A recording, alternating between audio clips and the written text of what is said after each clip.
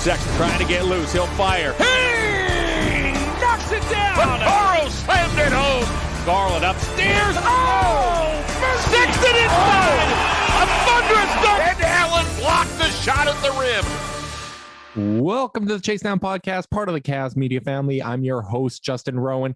Evan Mobley is the newest member of the Cleveland Cavaliers. What has been widely speculated came to pass, and I could not be happier. Joining me today for part 2 of our draft day coverage is my co-host, Carter Rodriguez. Carter, how you doing, buddy? Feels like we just did this, Justin. It does, but it still feels so good. Now we know. It feels very good. I'm excited to hear what the Cavs turned down to stay at 3, because it does appear like there was a late market, a late push, people trying to get up and get that pick. Ultimately, I'm really, really glad they stayed pat and just took the best player on the board in Evan Mobley. Absolutely. And I had saved the low post with the Draft Express guys for earlier today. And the way they talked about Evan Mobley as the clear second best prospect in this draft, and just the fit that he'd have with Cleveland and what he brings to the table, the fact that they believe that he has a good chance to be the best player in this draft, to me is just so exciting. I think one of the most intriguing parts about this pick is the fact that Evan Mobley fits with the rest of the young core. We've got 5 young players that can all play together. Yeah, it's going to take some creativity, and we'll need to see where their games are at after this offseason. But at least there is a viable path to this lineup working. And man, it is just a ton of talent, and this feels like the missing piece that this core really needed. Yeah, it does. I don't know if he's the missing piece that the core needed, but he's the ceiling raiser that the core needed. He is just such a freak athletically, and can be one of those guys who just instantly turns you into an elite defense. My cat is the most annoying creature in America. Eric. No, I think you still have that title. Don't sell yourself short, man. I respect that. Kylie's painting the new house downstairs, and thus he's been sequestered here, and he is not thrilled about it. Oh my goodness. But yeah, I mean, Mobley's just perfect. You know, he really is the kind of player that you just take and you figure it out. Luckily, I do think the fit is better than some skeptics think. I think the offensive end is a little scary. I'm not going to lie to you. The jumper's going to have to be there. And he's going to have to develop in a way. But all the skills are there. He's just got to keep growing them. Oh my goodness. So we are recording this in the middle of the draft. The 16th pick has just been traded. Houston sends 2 future first round picks to OKC for 16. So OKC continues to get first round picks. Yeah, that was really helpful in their quest for Cade. Yeah, no, absolutely. I mean, common consensus is you just get all those picks and you can buy whatever pick you want because teams with top talent are just looking to give those away for later first round picks. But just, I felt like I needed to get that timestamp in here because there is still a long night ahead of us when it comes to the NBA draft. Things could change. We don't know how that's going to go, but all the reporting is the Cavs are staying put and thrilled to have Evan Mobley. So I think when you're talking about the fit of Evan Mobley with this roster and maybe some of the concerns and questions, one of the easiest ways that they can go about addressing that is by upping the tempo. I think it's really important that this team gets out in transition, that they take advantage of the youth and athleticism that they have. Darius Garland, Colin Sexton are capable of pushing the tempo. Sexton especially. Yeah, who else is capable of pushing the tempo? Literally, Evan Mobley. We saw highlights of him going coast to coast after grabbing boards. The guy can handle, despite being as big as he is.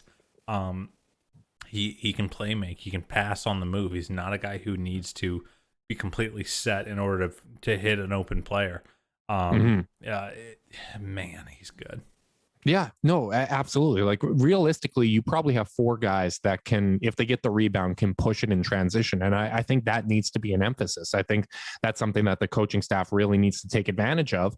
And the rest of the players need to recognize that. They need to know, hey, it's not my responsibility to necessarily take the ball up every time. Like if you're Darius Garland, get out there, get to the corner, get to the 3-point line, because you might be able to get some of those opportunities in transition. And that's something that the team will need to do.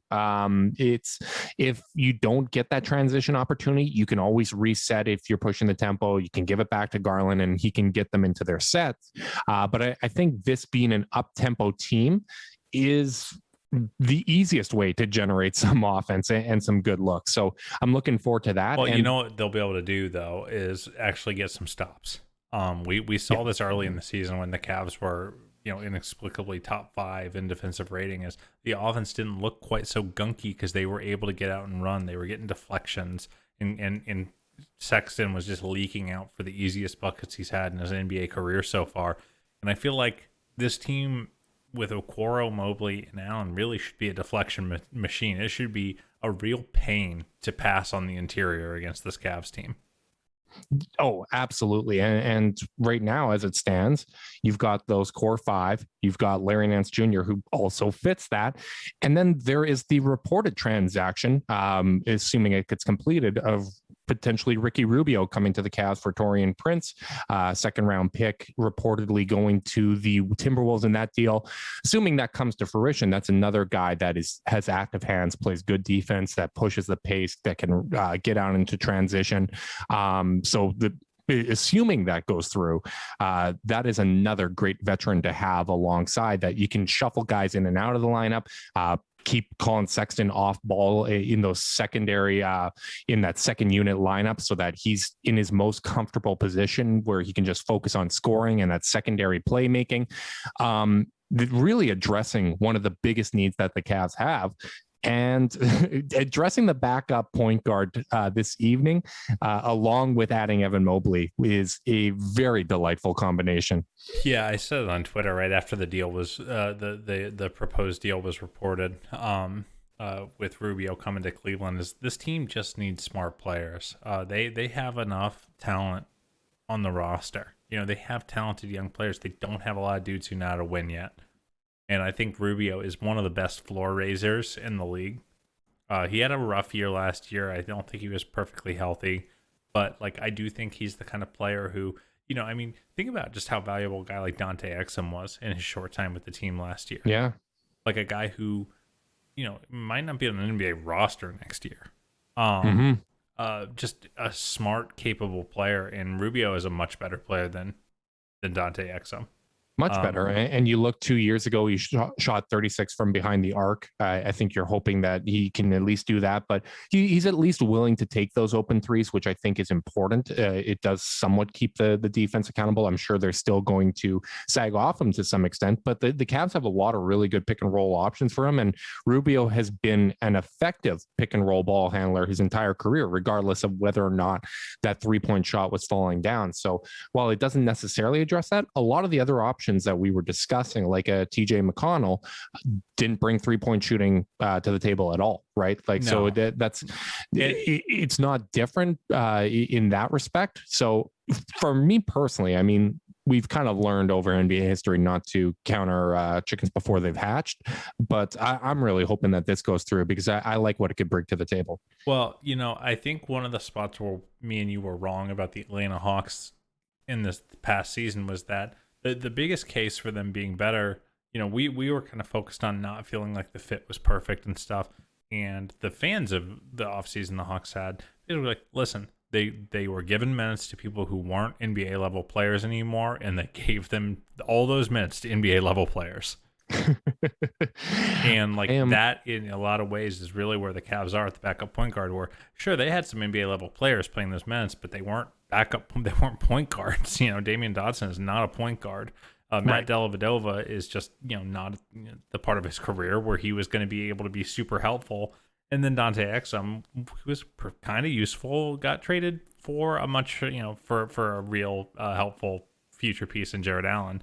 So it's like they are just going from such a low bar at the backup point guard play, where we were happy to see Dally come back, even though the jumper had abandoned him and his best years were behind him, because it's like, okay, finally, someone who can organize an offense when Darius is on the bench. Cavs have that and more. They have, I mean, Rubio's a better passer than Darius. I mean, Rubio is a genius with the ball. And sure, he's got pretty clear deficiencies, but a guy like that, I feel like those deficiencies are things that you worry about once you're good enough to have them be a problem. Like, right. Like if it's going to be something that comes up when you're making adjustments in the playoffs, and that's not really a concern at this stage, right?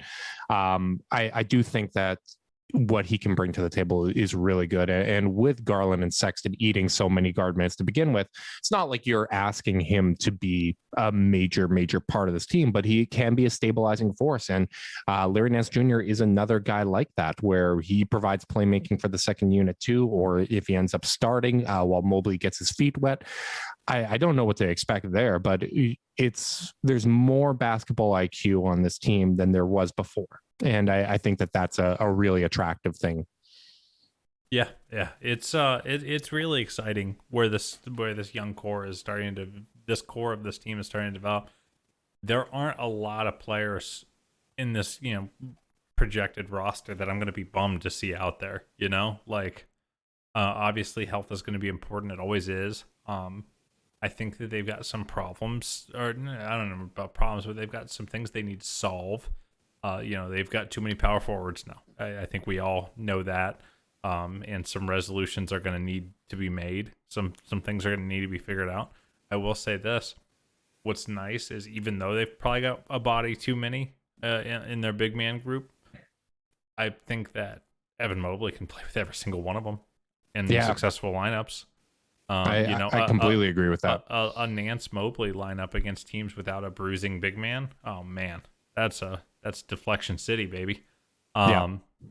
It's just really, really exciting. It feels like it is time for this team to start winning. Like in Mobley, even if Mobley's a project, like the Cavs should be able to insulate him enough and give him a space where he can succeed. We've seen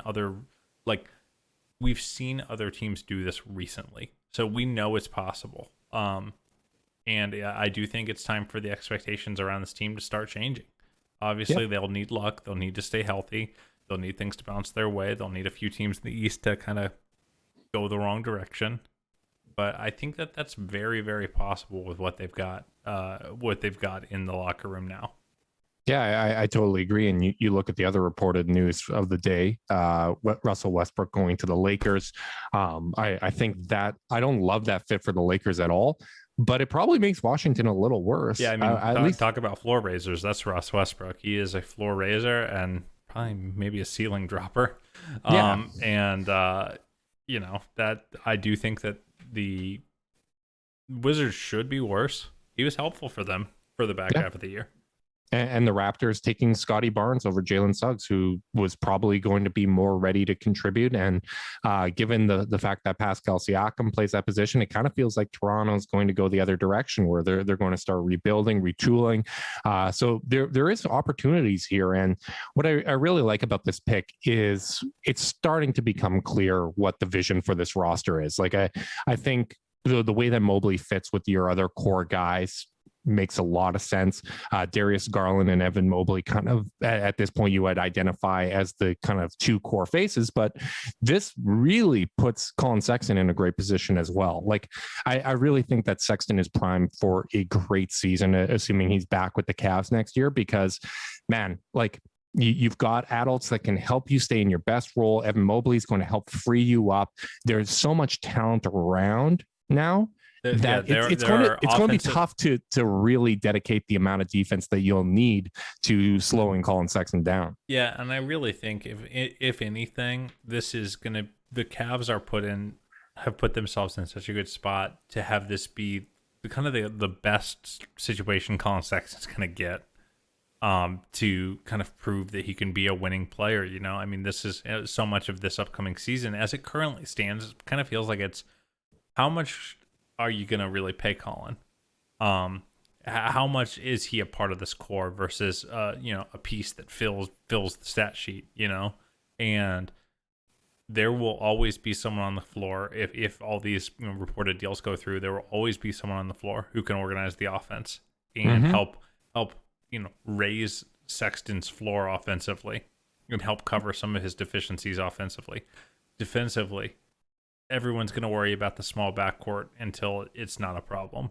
And they have now drafted a power forward that can pair with Jared Allen and Isaac Okoro and Larry Nance to help cover some of these defensive deficiencies of the backcourt. And Sexton being a small shooting guard. So it's almost to me like it's like a referendum on Sexton the player to some extent, is like, how much of a winner are you going to be? Mm-hmm. No, I think this is a great opportunity for him. And I think when you have a front court that projects to be as good defensively as this one does, it makes things easier for the guards too. Like what you need to do is be in position, funnel your guy to the right spots.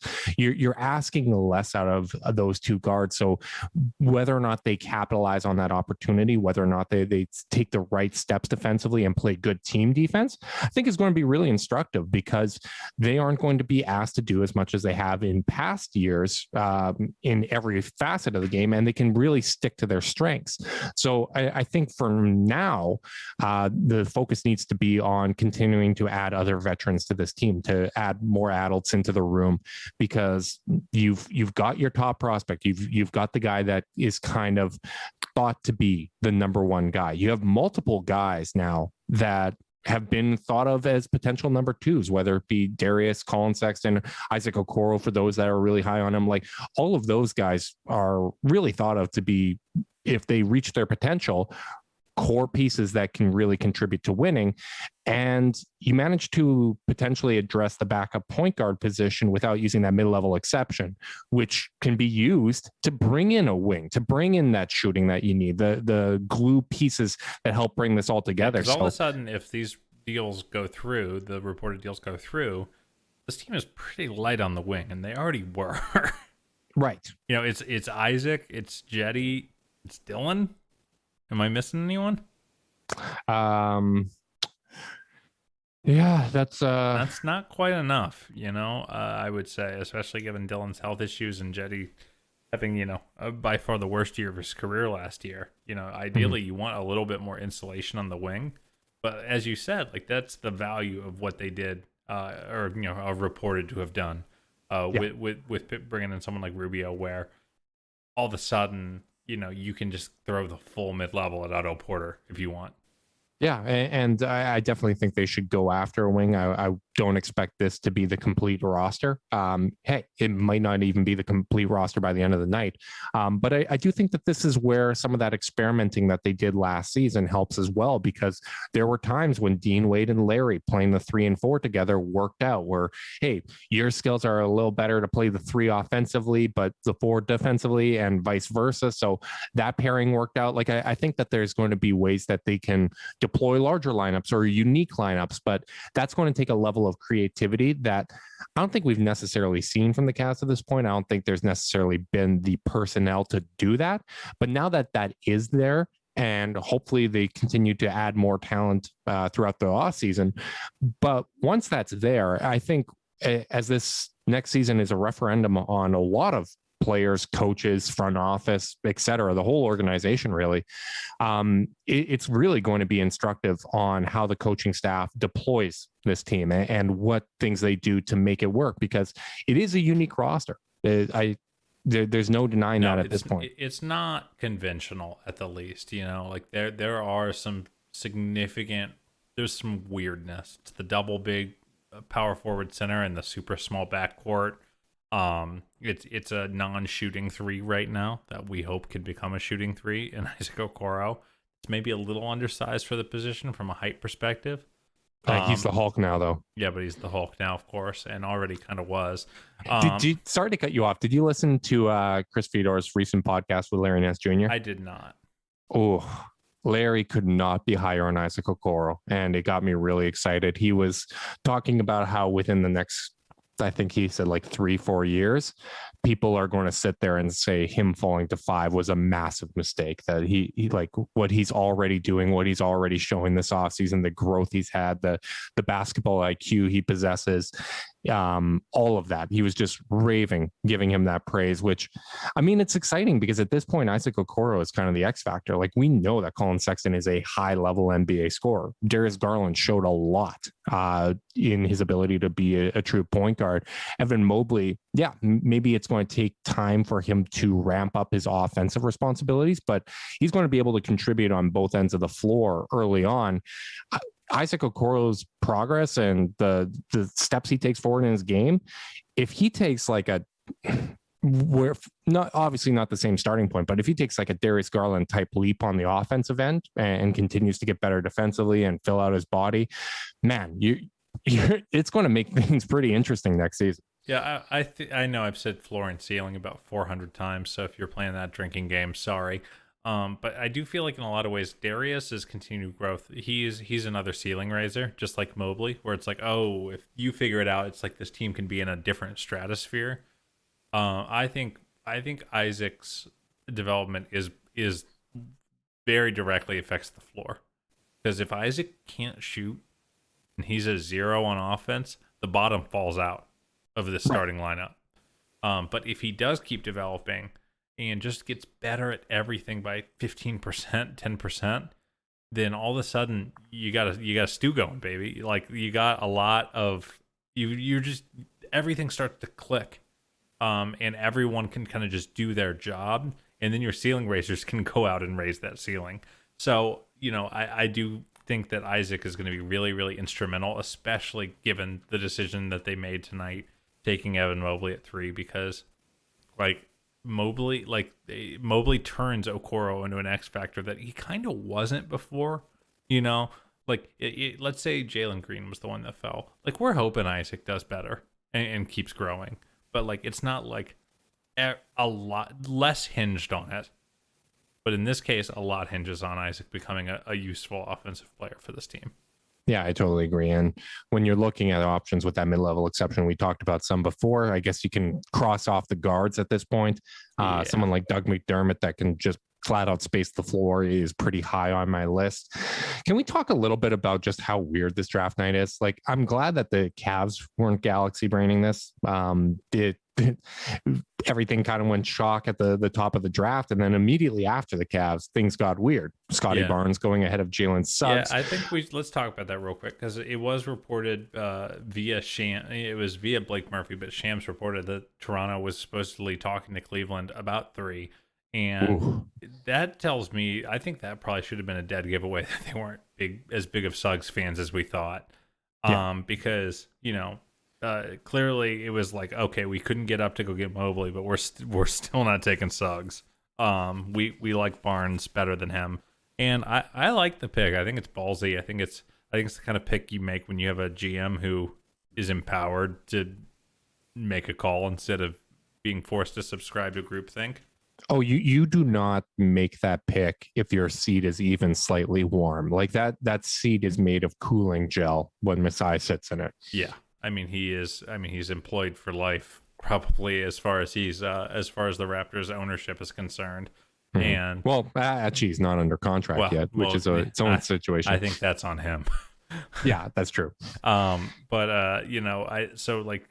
It is a very, very, it's a ballsy play. It's not the consensus play. If Suggs goes out and is a star, there's going to be egg on their face. If Barnes' limitations show, prove to be he can't overcome them, then that's bad. But I do strongly believe that the best version of Scotty Barnes is better than the best version of Jalen Suggs. Oh, I agree. And that's why I like the pick ultimately. Yeah. If they fix his jump shot, that looks like a great move. That seems like a genius pick.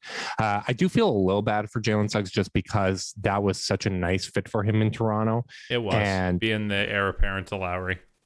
And Orlando is just such a weird spot to land. It's a weird spot, but it worked out so good for Orlando, that part's undeniable. Yeah, I just feel like, ultimately it is a team that really needed a player like Suggs. And, it's going to be interesting to see how it plays out there. I mean, obviously, I'm sure he would have rather gone to He would have rather gone to Toronto, as most players would. That's a very unconventional fourth overall pick kind of situation to land in. But, I still think he's going to have a good chance to succeed there. But I really applaud Masai just taking the player he thinks is best. And from there, it's just been really strange. Like, a lot of players we thought were going to go higher just didn't. Memphis makes a really strange choice reaching for a player after they trade up for the spot. How did they spend so much money to trade up, committing to Bledsoe? Take a guy who would have been there at 17 anyway. Very possibly. Like, even if he's not, you're not really crying about it. Like, that's so weird. Josh Primo, I don't know what a Josh Primo is. Never heard of him in my life. Very, very confused about that one. Atlanta just took Jalen Johnson, by the way. I was about to say, as we're talking, the Knicks has traded pick 19 to Charlotte, who took Kai Jones, and Jalen Johnson is off the board. So a lot of kind of those lottery guys that we thought, hey, maybe they could slide, maybe that there's the potential for a deal there. Jalen Johnson is actually a pretty smart pickup for Atlanta, though. If they're ready to move off of Cam Reddish, why not just take a Cam Reddish type player? Yeah, no, absolutely. And I actually wonder what that means. It might not mean anything for John Collins, but I think Jalen Johnson early in his career is probably best off playing at the 4 until that jump shot comes around. So Atlanta's definitely going to be a team to watch because they've drafted really well. They've got a lot of good prospects, but they also have a lot of money committed to veterans, and they're going to have to figure out exactly what they're doing there. So it's definitely a team to keep an eye on. But as we say that with Kai Jones and Jalen Johnson going off the board, a lot of those lotto guys that we had an interest in, if the Cavs were able to get another pick in the top 20, now appear to be off the board. Corey Kispert's gone. Giddey obviously went really high, a little higher than we expected. Moses Moody to the Warriors, which I think is going to work out for them a lot better than Kuminga. Yeah, finally they took a player with a decent hoops IQ. Yeah, like Steve Kerr's got the most complicated system in basketball, and one of the most tough to run systems in basketball. That they rose to prominence on just getting a bunch of basketball geniuses, and then they've just been picking up dudes who are not known for their feel. Yeah, really raw players that need a lot of development and then not providing that development. Even really smart, even talented players like Kelly Oubre's and James Wiseman's. It's like these guys are not known for their feel, and you got to have a good feel to play in the system. So like I like them finally getting a player who fits that in Moody and makes the Kuminga thing a lot more tenable. If I'm a Warriors fan, I'm actually pretty hyped that Moody fell, because now it's like, well, If Moody is my conservative pick, then my swing for the fences pick is Kuminga. So that's pretty fun. Yeah, you can talk yourself into Moody being the 7th pick and Kuminga being the 14th if that's kind of how it works out and Kuminga doesn't realize his potential. So I get it. It's still weird that they're not really like cashing in and really going for it in the last years of Steph's time in Golden State, where he could potentially leave after the season. I think they're trying. I just don't think people want this stuff. I don't know if they're trying, because like when the reporting comes out that they're too high on Andrew Wiggins, like they're not even willing to offer him up in like a Colin Sexton trade, which we don't know if any of that's true, but based on how high they are on some of their guys, I think they're really overvaluing their assets. Like I think they're basically pulling a Danny Ainge here. Possible. Smartest people assets in the room. Light years, baby. Light years. That's just how it works. I mean, there is still time potentially for the Cavs to get someone like Jason Preston that we've really, you more than me, but that we've been interested in. I feel like the reported trade probably makes it less likely for our boys to go chasing. Well, Preston, I was going to say I wouldn't mind like a developmental guard, because if that trade does go through, Rubio is still an expiring contract, so getting him a year with a charge. Having Rubio on that expiring deal is such a win for the Cavs, because it's like, okay, we can get a stopgap, we can get a leader, but we don't need to commit 5 years to TJ McConnell or 4 years to TJ McConnell. I'm sorry. Right. You can't give them 5 unless they're maxing them. But I think there's a lot of value in that. So if you can't find a developmental guard, then it's great. I feel like it's hard to pay a price to buy into the draft to go get a developmental guard. Yeah. No, I agree. But if that's available, late first, early second, like get a developmental guard, get them to the charge. Like I think that could be a really interesting strategy because it gives them a little time to get acclimated to your system. Because the charge is running the same stuff as the Cavs. And they're in the same city now. They're in the same city now. If an injury comes up, you have that as a viable option. So I think they're in a really good position. And this is, I mean, my excitement had already been really high. It's going to continue to get higher and higher. I'm really hoping that Mobley and Okoro play together in Summer League because, that could be a lot of fun. That could be the Summer League version of Kobe and Shaq. Maybe get Dean Wade, get Dylan Windler in there. Like I would love to see Windler actually get some reps there and kind of show that he can be healthy. Because in theory, like Windler had basically 2 months that he played with the Cavs. One that was promising and he hit a lot of shots and was making the right plays. And we're like, hey, you know what? He's kind of looking like a rotation player.